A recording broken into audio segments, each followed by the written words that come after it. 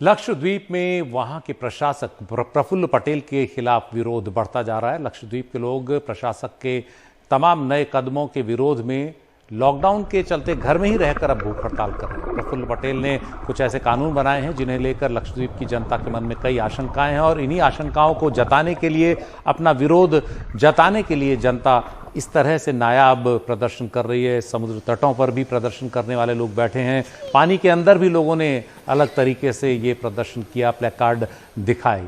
दरअसल लोगों को यह आशंका है कि वहाँ की संस्कृति के साथ जो नए फैसले हैं वो छेड़छाड़ करते हैं। इसीलिए देश भर के तमाम विपक्षी दलों के नेता भी इन लोगों के साथ हैं और प्रशासक प्रफुल्ल पटेल को हटाने की मांग कर रहे हैं। इन्होंने राष्ट्रपति रामनाथ कोविंद को पत्र भी लिखा है सभी विपक्षी दलों ने। वो कह रहे हैं कि ये जो नए कानून हैं वो लक्षद्वीप की संस्कृति में अनावश्यक सरकारी दखल है और इन फैसलों के विरोध में जो प्रशासक ने फैसले किए उनके विरोध में 93 पूर्व नौकरशाहों ने भी प्रधानमंत्री को चिट्ठी लिखी है। कहा कि विकास के नाम पर लक्षद्वीप में जो कुछ हो रहा है वो परेशान करने वाला है। जिन नए प्रावधानों को लेकर विवाद है उनमें विकास के मकसद से किसी भी संपत्ति को जब्त करने और मालिक को वहां से हटाने का अधिकार, असामाजिक गतिविधियों को रोकने के नाम पर किसी को भी 1 साल हिरासत में रखना, 2 से ज्यादा बच्चों वाले को पंचायत चुनाव लड़ने से रोकना और गोमांस की खरीद बिक्री पर रोक शामिल है।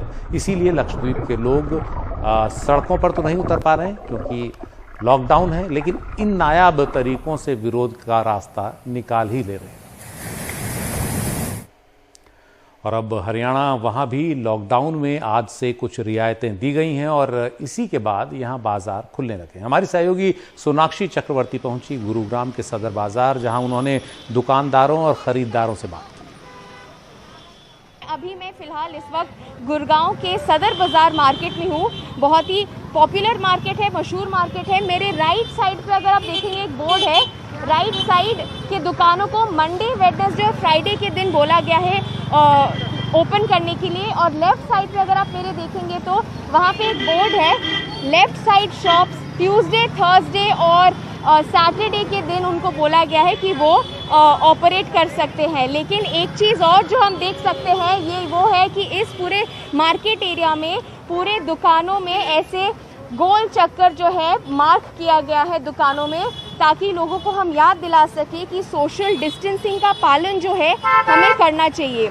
लेकिन वो भी एक चैलेंज है क्योंकि जैसे ही मार्केट खुल गए हैं आप देख रहे हैं लोग आ रहे हैं, भीड़ बढ़ रही है मार्केट एरिया में क्योंकि इतने टाइम के बाद मार्केट खुल गया है। तो ये सोशल डिस्टेंसिंग का पालन तो एक चैलेंज के तौर पे अभी देखा जाएगा।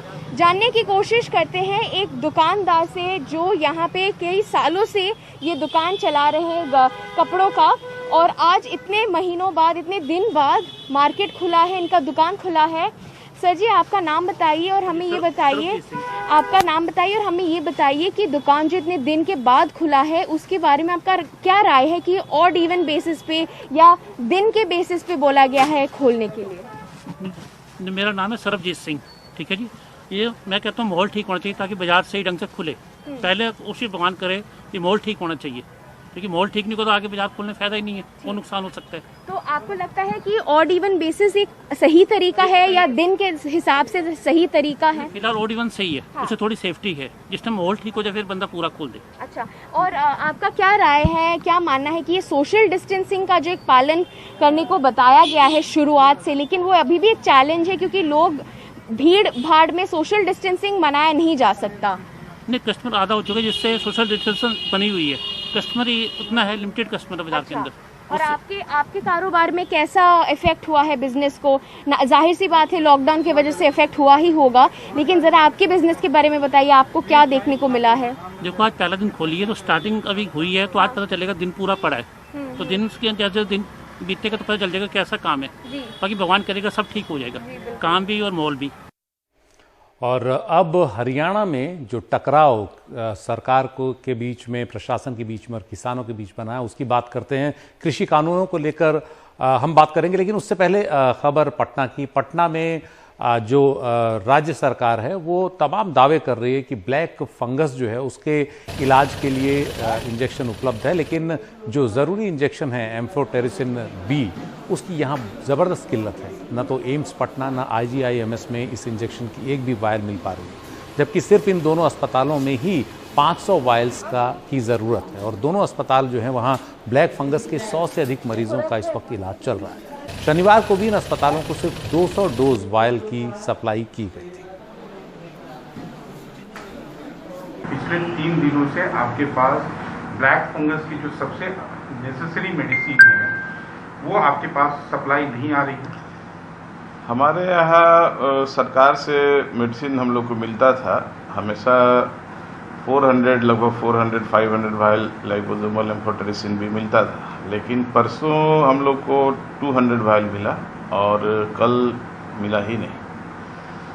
तो थोड़ी परेशानी तो हुई, मरीजों को हम लोग को भी परेशानी हुई, क्योंकि हमारे यहाँ भी लगभग 117 मरीज हैं म्यूकोरमाइकोसिस के और उनको ट्रीटमेंट कल डिस्टर्ब हो गया उनका।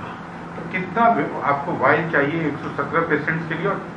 लगभग 550 वायल पर डे हम लोग को चाहिए, क्योंकि कुछ मरीज मिनिमम जो डोज है वो पर पेशेंट 5 वायल लगता है, किसी को 6 भी है, किसी को 7 भी है। तो उस हिसाब से लगभग 550-600 वायल पर डे हम लोग को चाहिए, क्योंकि मरीज रोज आ ही रहे हमारे यहाँ, रोज नए मरीज भर्ती भी हो रहे हैं। तो दवा नहीं रहने के कारण उसका इम्पैक्ट क्या है? ट्रीटमेंट डिस्टर्ब हो रहा है। पेशेंट को जो इफेक्ट आना चाहिए ड्रग का, अगर बीच में ही रोक देंगे तो जो इफेक्ट है वो कम जाएगा। एक से दूसरे डोज में 24 घंटा से 36 घंटे का अंतर होना चाहिए, तो ये डिस्टर्ब हो गया ट्रीटमेंट ना,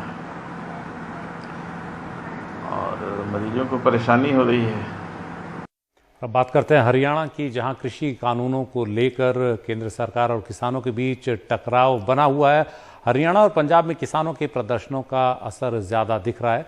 हरियाणा के टोहाना में किसान पिछले काफ़ी दिनों से धरने पर बैठे हुए हैं। वो एक तो स्थानीय विधायक जो जेजेपी के विधायक है देवेंद्र सिंह बबली, उनसे नाराज़ हैं, उनके विवादित बयानों से नाराज़ हैं और पिछले दिनों जिन किसानों की गिरफ्तारी हुई उससे नाराज़ हैं।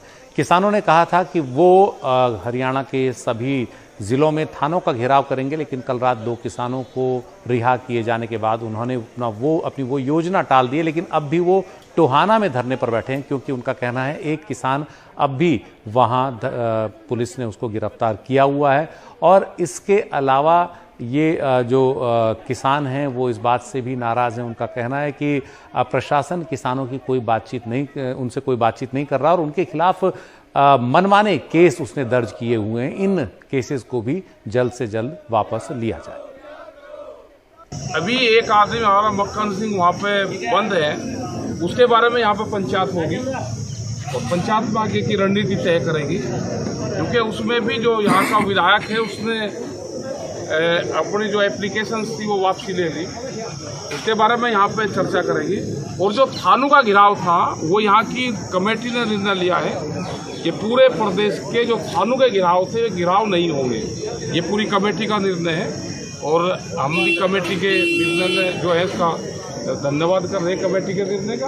और यही सभी लोगों से अपील है कि जो थानों के घेराव हैं वे घेराव आज नहीं होंगे और मीटिंग यहाँ पर होगी, तो जो भी लोग ज़्यादा से ज़्यादा लोग अपना मीटिंग में आए और आगे की रूपरेखा यहाँ की बनाएंगे, क्योंकि दिल्ली का मूवमेंट भी चल रहा है, उसकी भी रूपरेखा बनाएंगे, यहाँ जो लड़का है उसकी भी रूपरेखा बनाएंगे और आगे आंदोलन कैसे चलेगा सब लोग यहाँ इकट्ठे होंगे तो उसकी रूपरेखा आज बनाएंगे हम। और कोरोना जो है उसकी लहर अब भी थमी नहीं है, लेकिन कम हुई है और इसके साथ ही बीजेपी आगामी 5 राज्यों में होने वाले विधानसभा चुनाव की तैयारी में जुट गई है। कल बीजेपी के महासचिवों के साथ बैठक के बाद पार्टी अध्यक्ष जेपी नड्डा और सभी महासचिव प्रधानमंत्री मोदी से मिलने पहुंचे। इस बैठक में अगले साल 5 राज्यों में होने वाले चुनाव की तैयारियों की रूपरेखा तैयार की गई। 5 राज्यों में सबसे अहम उत्तर प्रदेश है और यहाँ चुनाव में 8 महीने बाकी हैं सभी 5 राज्यों में। इस बीच ये अटकलें लग रही हैं कि योगी कैबिनेट में विस्तार हो सकता है, क्योंकि कल भी राज्य बीजेपी के प्रभारी राधा मोहन सिंह लखनऊ पहुंचे। उन्होंने राज्यपाल आनंदीबेन पटेल से मुलाकात की। हालांकि बाहर आने के बाद उन्होंने कहा कि सब कुछ ठीक ठाक चल रहा है संगठन में भी और सरकार में भी, लेकिन ये खबरें काफ़ी ज़ोरों पर हैं कि प्रधानमंत्री मोदी के करीबी एक पूर्व वरिष्ठ IAS अफसर AK शर्मा, उनको कोई अहम जिम्मेदारी योगी सरकार में दी जा सकती है। कुछ लोगों के दिमाग में अपनी खेती करते हैं और अपना फसल उपजाते हैं, तो फिर उस पर मैं क्या बोलूं। क्या उत्तर प्रदेश कैबिनेट में फेरबदल होने वाला है? केंद्रीय कृषि मंत्री और बीजेपी के उत्तर प्रदेश प्रभारी राधा मोहन सिंह ने इसके जवाब में कहा, उनको पता नहीं। वो लखनऊ में राज्यपाल आनंदीबेन पटेल के साथ आधे घंटे की मुलाकात के बाद बाहर निकले थे। अभी हफ्ता भी नहीं गुजरा जब राधा मोहन सिंह बीजेपी के संगठन सचिव BL संतोष के साथ लखनऊ के दौरे पर आए थे। तब मुख्यमंत्री योगी आदित्यनाथ के साथ उन्होंने सरकार के कामकाज की समीक्षा की। उसी समय उन्होंने कई मंत्रियों और बीजेपी नेताओं के साथ भी अलग अलग मुलाकातें की। देखो, सीटें खाली हैं तो बहुत बड़ा सीट खाली नहीं है।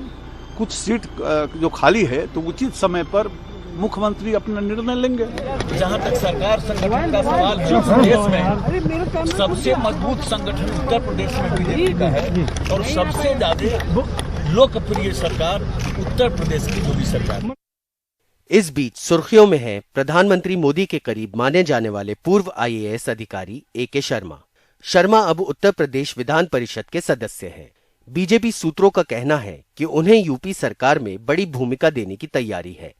कहा जा रहा है कि प्रधानमंत्री मोदी के निर्देश पर कुछ ही महीने पहले उन्हें यूपी भेजा गया।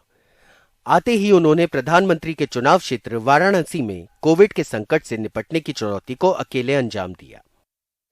शेष जो बच्चे वो भी शीघ्र हो जाएंगे। बीजेपी सूत्रों ने NDTV को बताया है कि पिछले हफ्ते हुई बैठकों में राज्य बीजेपी के अंदर मची खींचतान पर विचार किया गया। इसके अलावा कोरोना संकट से निपटने में रही कमियों और उससे जुड़े यूपी सरकार के कामकाज की समीक्षा भी हुई। ये बात भी सामने आई कि कई नेताओं को योगी आदित्यनाथ के काम करने के तौर तरीके से शिकायतें हैं। वैसे सूत्रों का कहना है कि यूपी सरकार के नेतृत्व में कोई बदलाव नहीं होगा, लेकिन चुनाव से कुछ ही महीने पहले अब मुख्यमंत्री योगी आदित्यनाथ की ताकत में कुछ कटौती की जा सकती है। लखनऊ से आलोक पांडे की रिपोर्ट, NDTV इंडिया।